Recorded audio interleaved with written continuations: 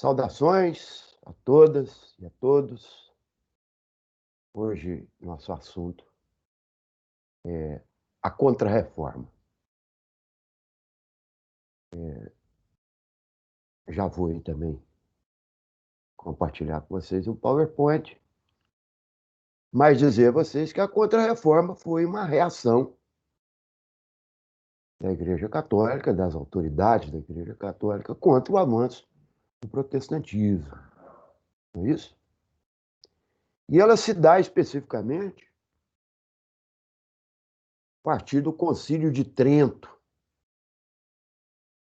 cidade de Trento, na Itália. Se reuniram, né? Aqueles sábios da igreja, autoridades da igreja. E ali, durante alguns anos, o concílio durou aí de 1545 a 1563, quase 20 anos, né? Ali saíram as diretrizes, as medidas que a Igreja Católica tomaria para reagir ao grande avanço do protestantismo. Então, compartilho aí com vocês. E nós vamos tratando disso aí.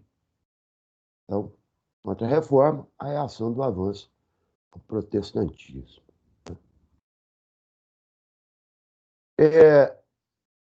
Então, Concílio de Trento, de 1500, na cidade de Trento, Itália, de 1545 a 1563, a igreja e as autoridades reunidas.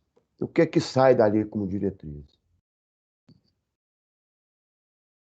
Melhora-se aquilo que pode melhorar, mas reafirma, de fato, a doutrina católica. Não muda nada, né, da sua doutrina, daquilo que se pregava pela igreja católica. A igreja pregou, né?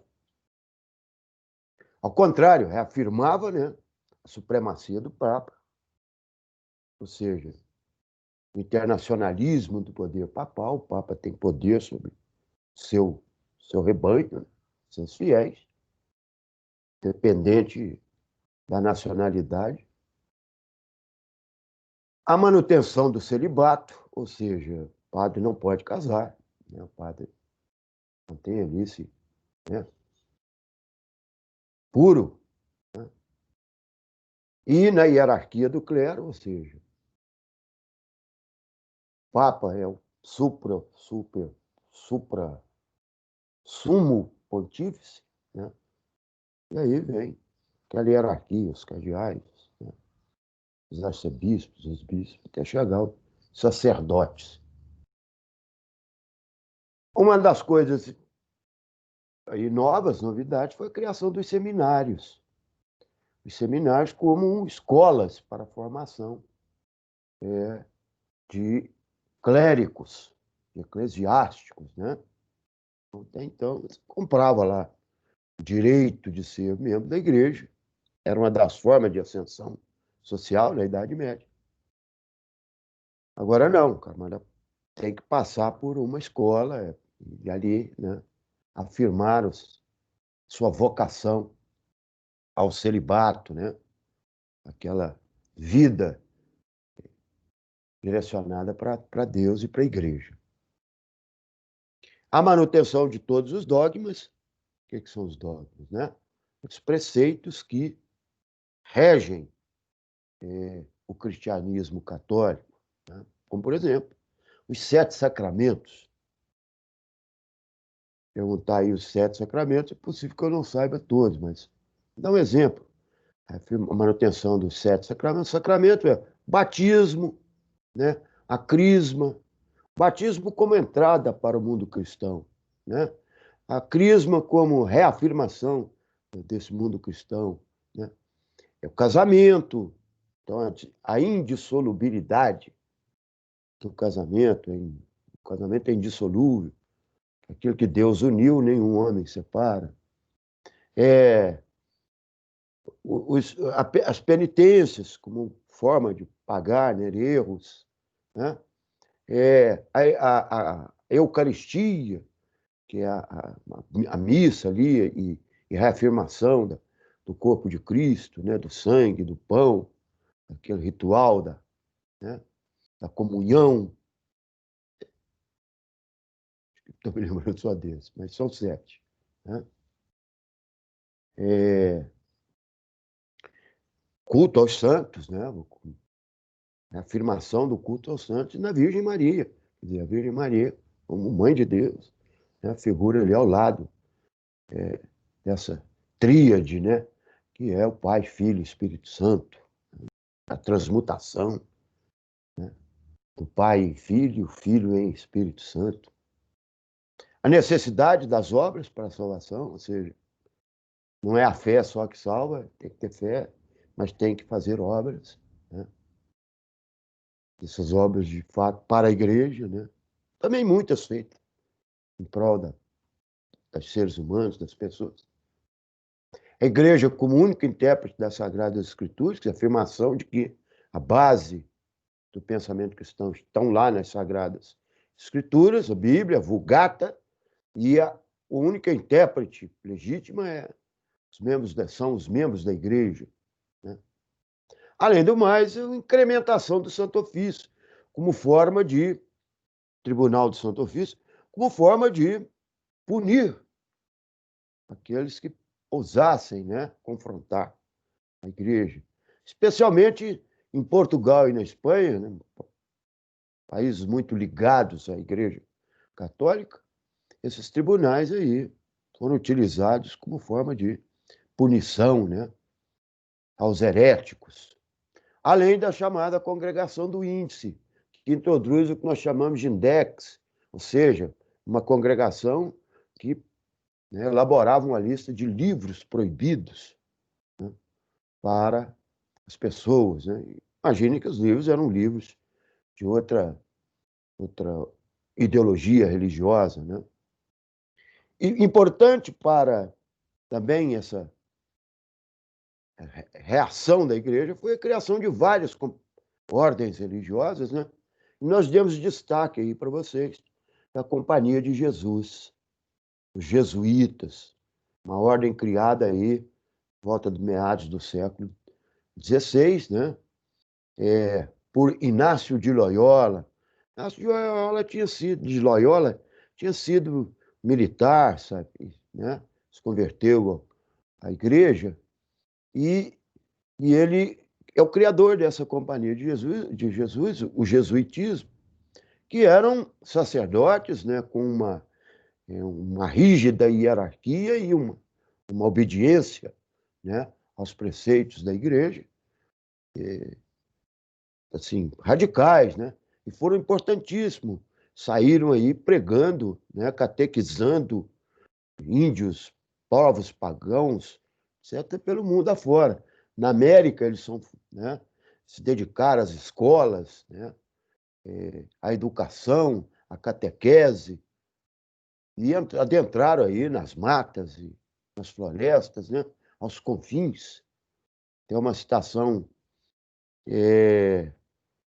de um historiador brasileiro que ele fala: e a espada chegou depois da cruz. Ou seja, às vezes o conquistador na América, né, no Brasil, na Espanha, na América Espanhola, na América no norte, na Norte América, na Ásia, às vezes o conquistador chegava, já estava lá o, o jesuíta, né, a igreja, né, nas suas missões religiosas. E resultou de tudo isso uma grande expansão para a América, a Ásia e a África. Então, perdeu adeptos, perdeu, né, servos fiéis lá na Europa, mas expandiu isso aí em muito maior número, especialmente no continente americano, onde eles vieram junto com os conquistadores, né? E na Ásia e na África. Então, na realidade, incrementou-se um pouco mais, né? Melhorou um pouco a estrutura, mas manteve toda aquela estrutura em que a igreja foi fundada, né? As conclusões que a gente chega é que, de fato, a reforma protestante, né, ela foi uma cisão, um rompimento dentro da cristandade, por assim dizer, né? Da cristandade, os seguidores de Cristo, né? É que resultou aí em católicos, protestantes, luteranos, presbiterianos, calvinistas e etc., né? Anabatistas e outros. Mas, né, é também nós devemos olhar a reforma como um rompimento, né, com aquela superestrutura feudal. Porque a base da estrutura feudal, um dos seus sustentáculos, né, dos seus pilares, é a Igreja Católica, né, com aquela coisa da obediência, da fidelidade, né, é, do sangue nobre, da divindade, né, das autoridades, não sei o quê. Então, significa isso, um rompimento com a superestrutura, né, que o capitalismo, né, vai aí encaixar dentro disso. Uma vitória do nacionalismo, ou seja, contra aquele internacionalismo da Igreja Católica, né, do universalismo do poder pontifical, né, do sumo pontífice, Papa. Uma afirmação da ideologia mediante, né, aquela ideologia contrária aos seus interesses, de lucro, de riqueza, de acúmulo, né, de exploração, né? É um reforço do absolutismo, porque imaginem, no caso da Inglaterra, o rei se torna senhor chefe da igreja, a autoridade máxima da igreja, então isso dá a ele um poder muito forte, né?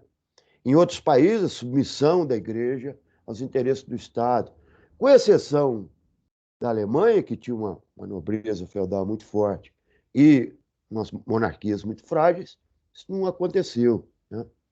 Eles preferiram partir para o luteranismo, e o luteranismo afirmava essa relação, né, da subserviência do servo ao senhor feudal. É, e, no fundo, essas religiões, essas seitas surgidas a partir da Reforma Protestante, é uma rejeição clara, né, a essa autoridade universal do Papa, né?